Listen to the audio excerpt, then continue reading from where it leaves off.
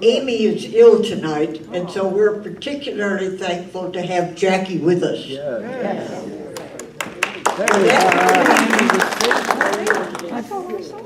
Our play tonight is Christmas Past and Present, that was written by Billy Plowden. And I'm going to tell you who the characters are, and you'll figure them out who's who in this play. Tom is being played by Joe Magooth. Jane by Barbara Kirtlemeyer. John by Bob Gretel. Lois by Jean Yount. Connie by Billy Plowden. Travis is played by Paul Yount. Jim by Alan Loosemore. Colette by Darlene Landon. Alice by Doris Williams. I, as narrator, am Merle Jean Hughes. Now, before we begin with the play, we need to start with a little introduction. You should know that we are play readers, not actors. And secondly, our stage scenery is a little weak. That's to say the least. We need your help and your imagination. Lots of imagination. There are two card table chairs that are really plush lounge chairs. There are two tables that portray a banquet dining table. And there is a tea cart with your creative thought is really an elaborate wet bar. This is really like a radio show, and we questionable thespians tend to deviate from the original script and produce our own version of the characters we portray. So please bear with us. There's one prevalent thing about residents of Lake Pointe Landing, and that is their age. And with age comes a lack of memory. So if it looks as though we are reading our lines, we are.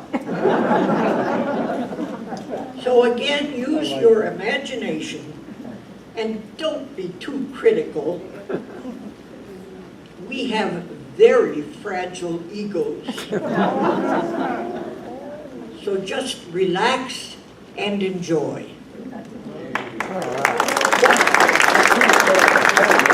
What makes a Christmas party a good Christmas party?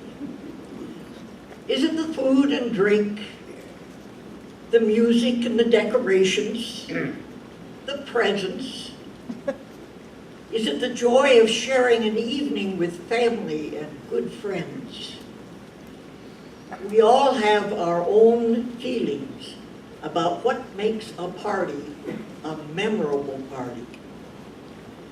And tonight we will look at how a Christmas party is remembered by a group of old friends who have shared many Christmas celebrations. That is Christmas Past. Later, we will see the same group of friends as they celebrate another party. And that will be Christmas Present. Our setting is a small town in the southeast. The kind of town where life is uncomplicated and people are friendly. Our scene opens at the coffee shop on Main Street. It's Saturday, and Tom Marshall is there enjoying a latte, reading his newspaper, and waiting for his wife Jane to come out of the beauty salon. Tom Marshall, is that you? John Bennett! What are you doing back in town? Hey, It's good to see you. Good. How you doing? I'm doing pretty good, pretty good. You're looking really good today. Sit down, sit down.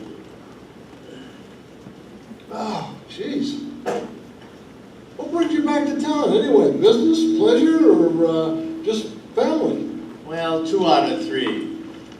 When I retired, I moved to Florida, Orlando, and we got a little tired of staying down there, and so you didn't get to see the kids. They packed up and came back here and lived, and I'm down in Florida. Of course, they come down and visit us, and we take them to Disney World, and have a good time with them. But then they pack up, come back here to where they live. We miss them, so we decided we got to get over that. So we bought a house up there in the mountain here, and now we're just relaxing and enjoying around here. So what's new with you? Have you been doing anything around here, or who's been around? Well, we're still kicking around, you know. And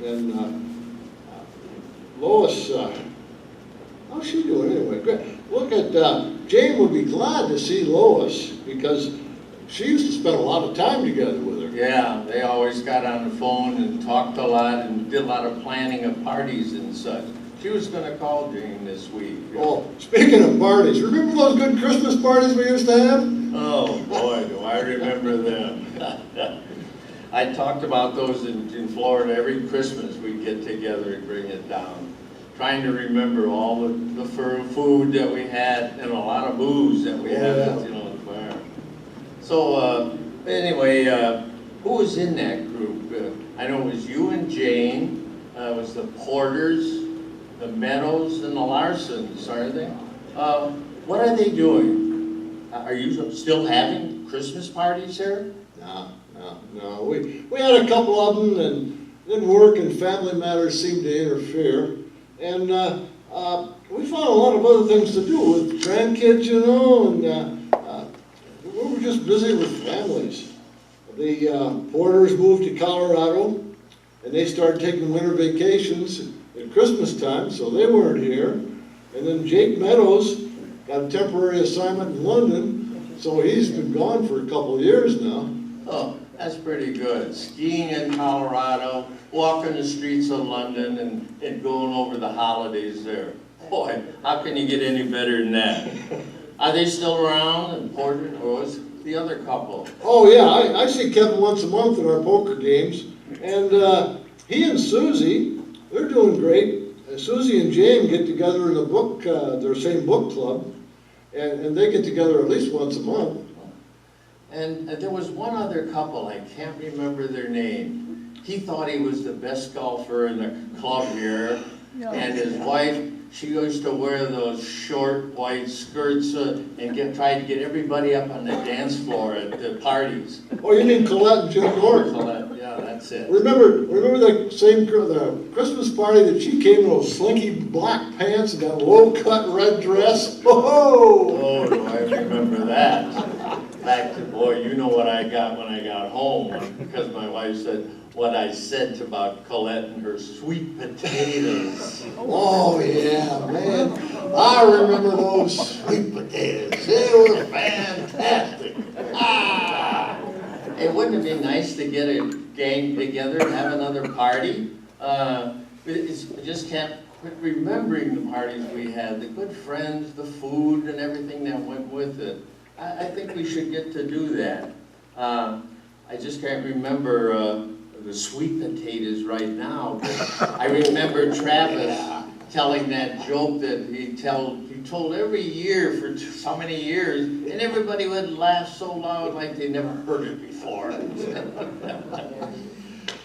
Well, I just can't stop thinking about her sweet potatoes. Oh, sweet potatoes, man, they were good. Very good. Well, we'll go on with the next. Very good.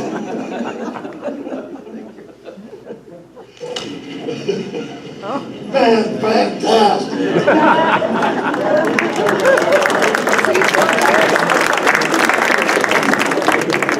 The funny jokes remembering the good times and a few embarrassing moments that they can laugh about now. So let's look at that Christmas party through John and Tom's eyes as they remember it.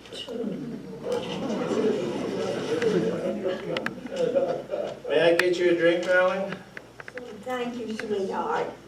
Please tell Jim to put an extra lemon in. I'll do it myself and make sure you get the lemon in it. Right.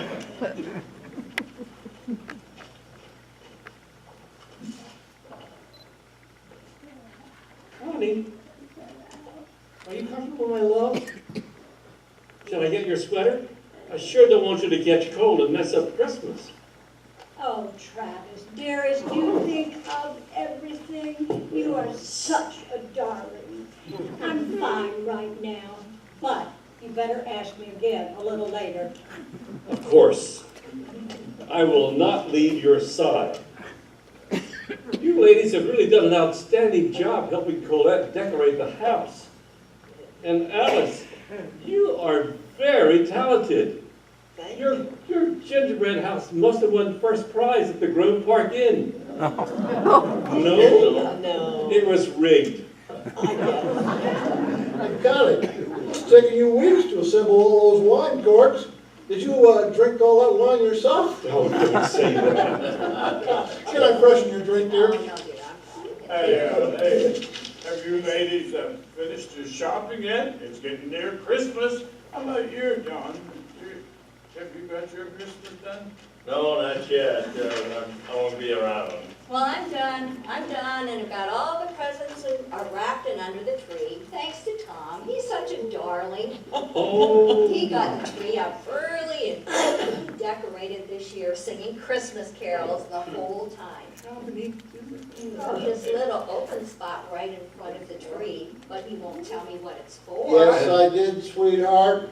I did that, and I'm going to give you something very special this year. Something I've wanted to give you for a long time, and I'm going to put it down right in front. Oh, you're such a romantic.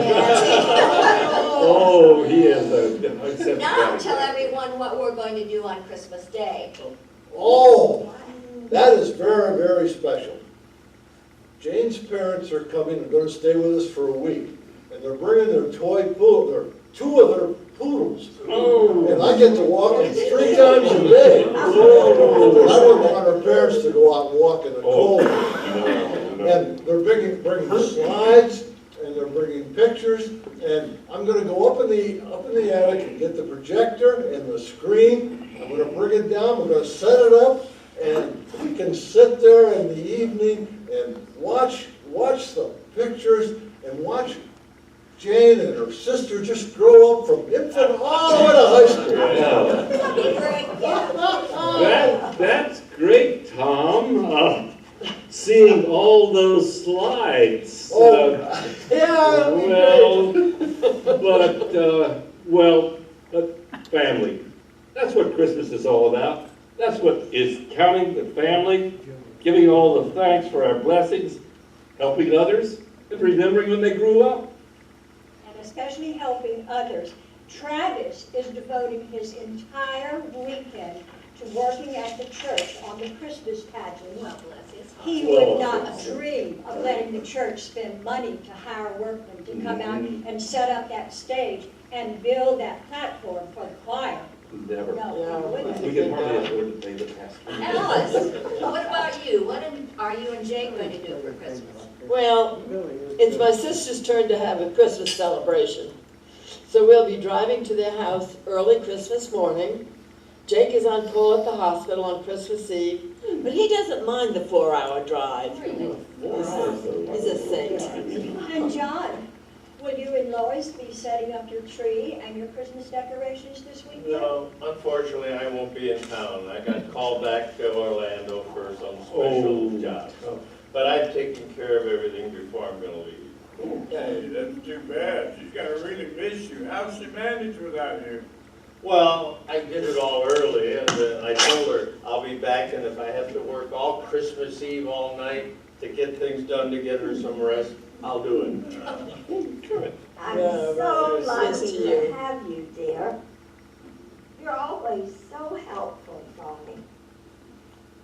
Connie, Yes. do you think Colette needs any help in the kitchen? I really don't want her to be overworked. Shall I go check yours? Oh, I don't think that's necessary, Travis. I think Colette can manage. All she has to do is bring in her sweet potato casserole. Turkey smells wonderful. Let's get some plates and get ready for this feast. Right. Okay, everybody get a plate? Colette? Oh, thank you, thank you. There she comes. Colette? Here comes the sweet potato. Whoa! There she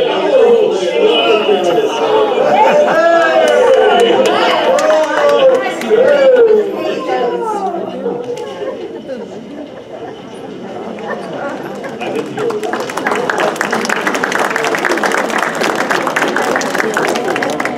Dream of Christmas past as Tom and John remembered it. And while they were in the coffee shop reliving that last Christmas party that they had attended together, their wives, Jane and Lois, have found themselves in the same beauty parlor. And they are catching up on old times too. Lois, I couldn't believe my eyes when I saw you in here getting your nails done. You look exactly the same as you did 10 years ago. Well, almost the same. I'm so happy that you and John have moved back. We need to get our old bridge group back together again. That woman that took your place didn't know a heart from a spade. The only thing that she ever served was rabbit food when her turn to entertain. And Colette and Alice will be so happy you're back. Every Christmas they talk about the great Christmas parties we used to have and how much fun we all had. Oh, Colette. I hadn't thought about her in ages. Does she still have that red blouse and those slinky black pants she wore to our last Christmas party? No, the outfit, she must have bought before she gained all that weight. Oh, I don't know, Lois. We stopped having the Christmas parties a couple of years after you two moved. Everybody got too busy with their families, I guess. You know, we should get our old gang back together again and have one of those old-fashioned potluck Christmas parties like we used to have. Yes, that would be wonderful. I guess. Well, what do you mean, yes? Well, you remember, don't you? Colette insisted on cooking the turkey and making her favorite sweet potatoes.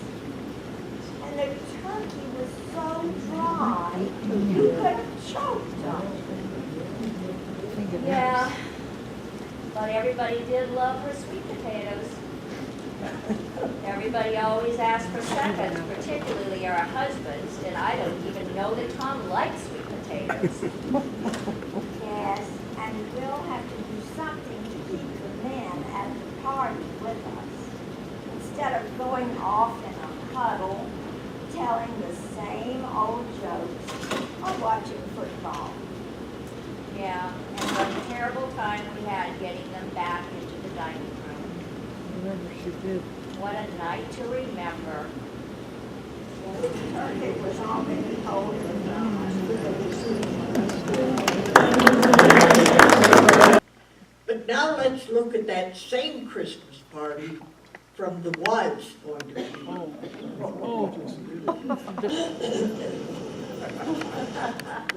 Where is my husband? My glass has been empty for half an hour, and it doesn't look like Colette is coming anytime soon with those awful sweet potatoes.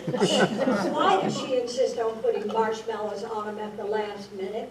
They're way too sweet. Marshmallows are nothing but sugar. They're so fattening. Your husband is over there in that huddle with all the rest of those men. They solved the company's political problems last night, So tonight they're analyzing all the bad calls the football coaches made last night. Nope, they're back there telling the same good old boy jokes they tell every year and laughing like they've never heard them before. Of course they are. They haven't heard them for a year, and they don't remember them. Exactly. So, what are you all doing for Christmas this year? You going away or you staying home? Well, this is the year that my sister has the family at her house, so we'll be away. Jake volunteered to be on call at the hospital on Christmas Eve. Can you believe that? Well, that was very civic-minded of him. Well, not really. The hospital already had it covered, and I think he was just trying to get out of going to my sister's house.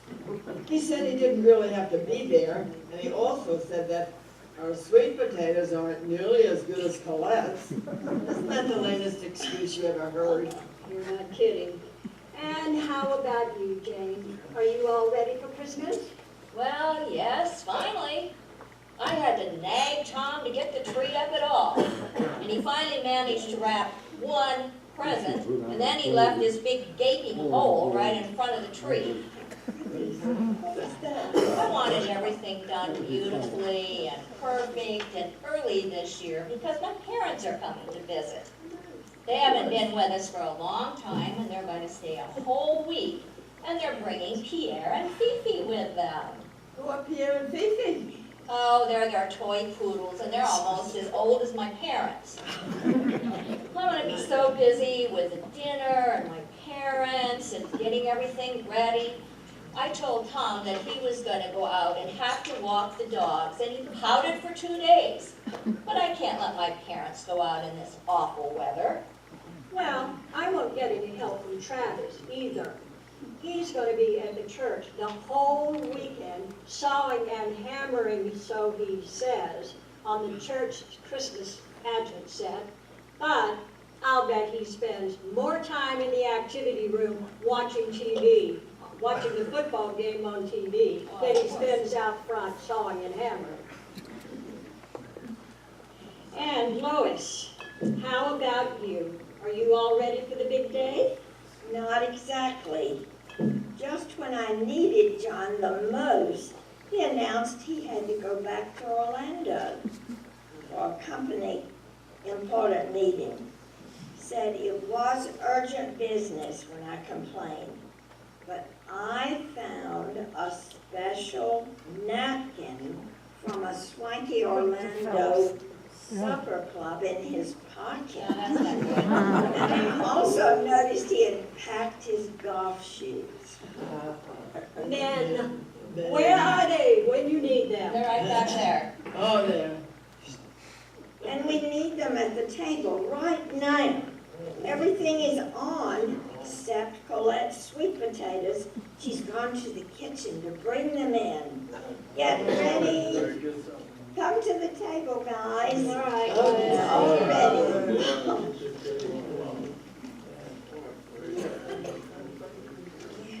So we're going to have to play. Right, turkey's done. Come on, everybody. I got my sweet potatoes ready.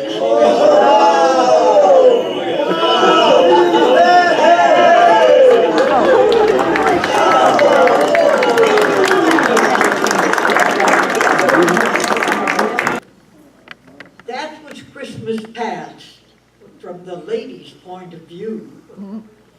Somewhat different from the way Tom and John remembered that same party. In the men's memory, they were perfect husbands and entertaining guests. In the wives' memory, the party did not progress as smoothly. But let's get back to the present now. Tom and John have said that they would like to reunite the old group and have another Christmas party.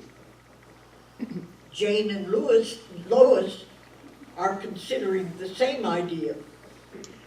And Jane contacts the other wives to promote the plan. She arranges to have lunch with Colette, Connie, and Alice to tell them that John and Lois are back in town, and that the old group is getting together again, and then to propose a Christmas party reunion.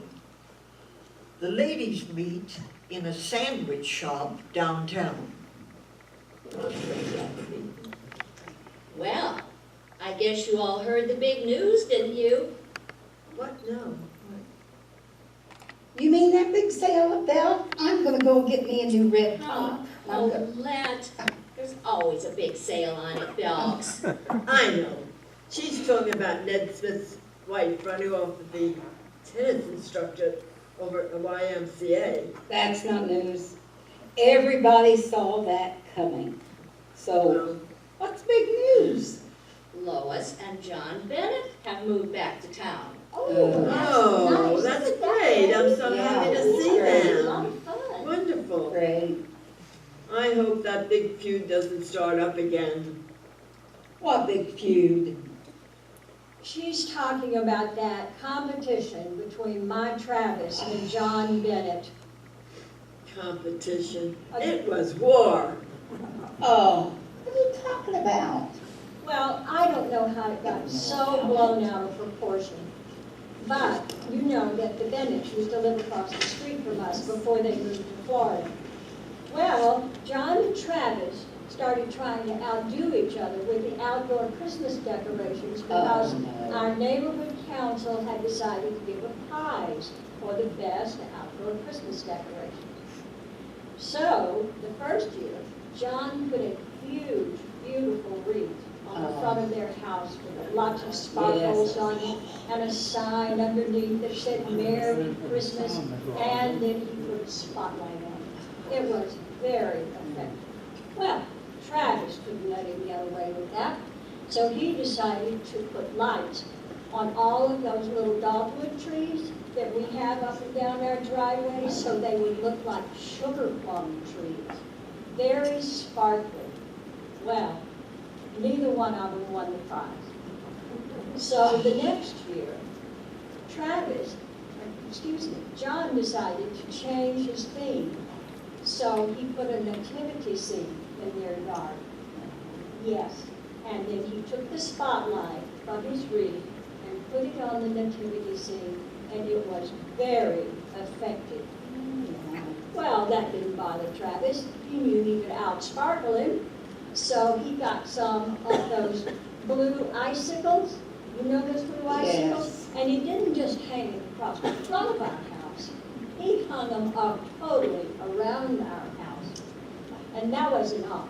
Then, somewhere, he found some candy canes that had lights in them that went off and on and made the candy canes look like they were rocking back and forth. So he put those all across the front of our yard. They didn't win the prize again that year either. So the third year, John went out to his cousin's farm and brought back 2 live sheep that he put in front of his manger scene. Now, it was really gorgeous, very, very effective. And Travis was beside himself. He had to come up with something to outshine and outsparkle that elegant nativity scene. So he went through the catalogs and he contacted Amazon, and somewhere he found this contraption that he had to hire a man to come out and put up on the roof for him. And it was, you'll never believe it, it was a sleigh that had a neon Santa Claus that waved his arm back and forth, and it had reindeer that bounced up and down. It cost a fortune.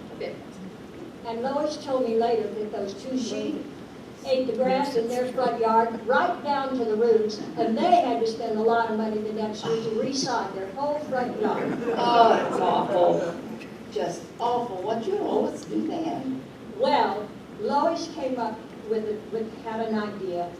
She came to me, and we decided to go to the neighborhood council and just tell them what was going on with our husbands and all of these decorations needing money. Good. And the council had a really good solution. They decided to give 2 prizes that year for best decorations. One for the most beautiful religious presentation, and one for the most extravagant.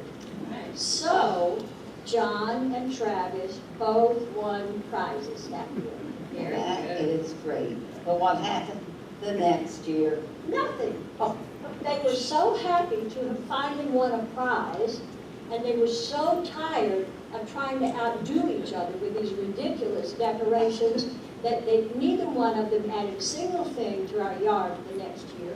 And they were better friends than ever after that. Oh, that's great. That means we can have a Christmas party like we used to. Yeah. Oh, I can't wait. I can wear my red and my black, and I can make sweet potatoes. I'll put lots of marshmallows on the top. I just can't wait to get my sweet potatoes. Reunited and are looking forward to another Christmas party. Connie and Travis are the hosts, and their home is decorated with wreaths and candles and lights on the tree. The table is laden with Christmas foods, and wonderful aromas fill the air. Travis, would you hurry up and fill that ice bucket? Everybody's going to be here in just a few minutes. Okay, Connie, okay. I don't know if the turkey is done enough or is dry as a bone. Travis, why are we having this Christmas party?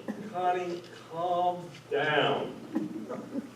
We're having this party because we have great friends, good memories of past Christmas parties.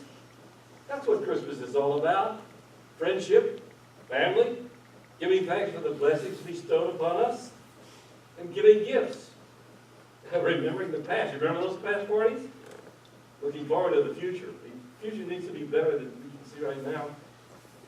And don't worry, I'll make the drink strong enough so that no one will be aware whether the turkey is undercooked or overcooked. Travis, you are the perfect host. Now get that ice bucket ready because I hear everybody coming right now.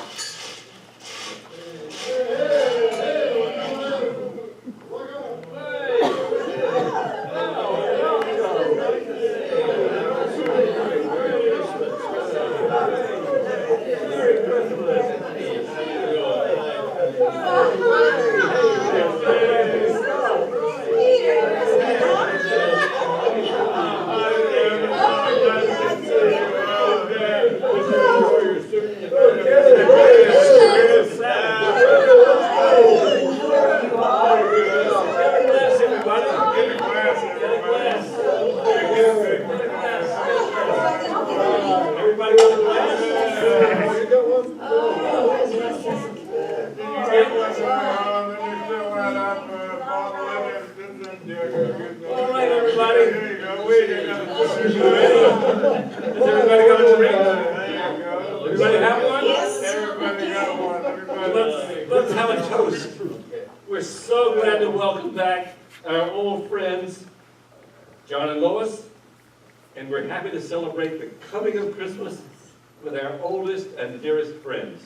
And you are those oldest and dearest friends. Good friends are hard to find. So let's have fun drinking this and enjoy each other.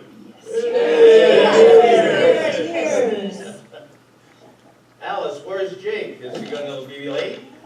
Yes, very late. He's in Chicago on a consulting job, and it snowed, so his flight was delayed an hour. He said not to wait for him, but he'll get here as soon as he can. Well, I'm sure there'll be plenty of food I'm left sure for there him will around. be, So. yes. And Kevin won't be here at all either. He's homesick with the flu. Oh. Yeah, I heard that. I'm really sorry about it. We'll miss him. But everybody have a drink and some cheese and crackers. I'm going to go check on the turkey. All right. Hey, it's good to see you again, Travis. Your wreath outside is very nice, but what happened to the Santa that you put on the roof and was running all around? Oh, that, well, you remember after you left, I just didn't have the heart to put that up again. I did before, but I decided to donate it to the orphans across the river. They really appreciated it. Did you set up the nativity scene at your new house? No, we didn't think it'd be so effective down in Florida. Since I couldn't borrow my cousin's sheep to come and work around. Oh, sheep. I gave the nativity scene away, and so we just were happy to have Christmas with stockings hanging out. Travis, the turkey needs about 20 more minutes. Think of something to entertain everybody.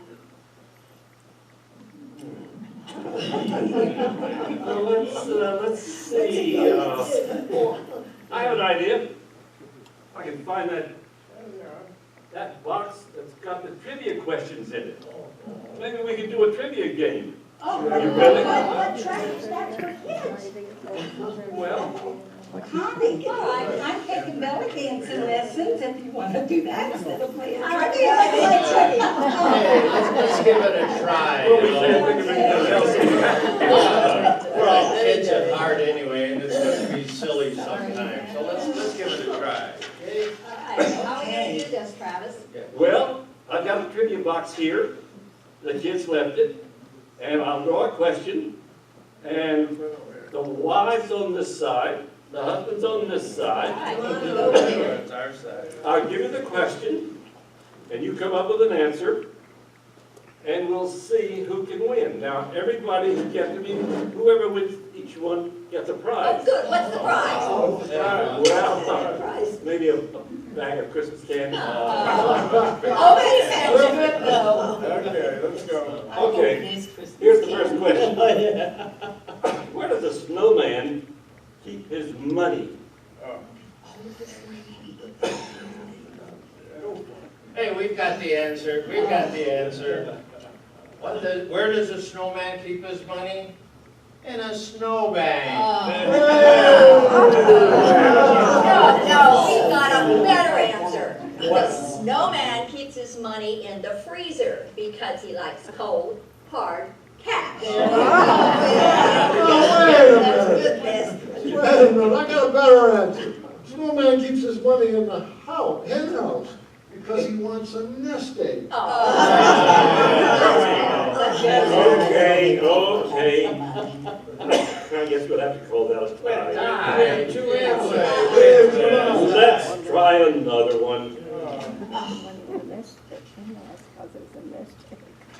Why did Santa Claus have only 8 reindeer pulling his sleigh last year? I know. You know that? I know because Santa only had 8 reindeer pulling a sleigh last year because Comet stayed home to scrub the sink. Hey, I got a better one than that. We challenged that answer. Really? You do. Santa only had 8 reindeer because Vixen was naughty and had to stay home and sit in the corner. No, that sounds like an answer my husband would give. No, that's not right, because he had 8 reindeers because Dancer was performing at a tango. Oh, no. Yeah. Because Cupid had to go to a wedding. Well, I guess we'll have to call that one a tie too. No more ties. Let's try one last question. It's a little different, but let's try it. Let's see what he says. What is the very best Christmas present you can give someone? The very best Christmas present you can give someone. We know, we got it. What? The very best Christmas present you can give anyone is a broken drum, because you can't beat it. No.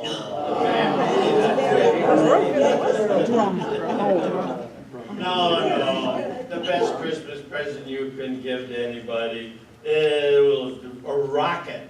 It will send you over the moon. The best present you can give somebody is an easy bake oven because it takes the cake. Yes. No. The best Christmas present you can give is a sports car, because it beats everything by a mile. That's probably the worst. What about a fruit cake? Everybody likes fruit cake at Christmas time. Well, that's just a nutty idea. Yeah. Hey, what about a firecracker? It's the very best Christmas present because It will blow your mind. Okay, everybody, here's the turkey. All All right, now let's gather around the table. Come on, gather around the table. Get a plate, because here comes Colette with her sweet potatoes. She comes.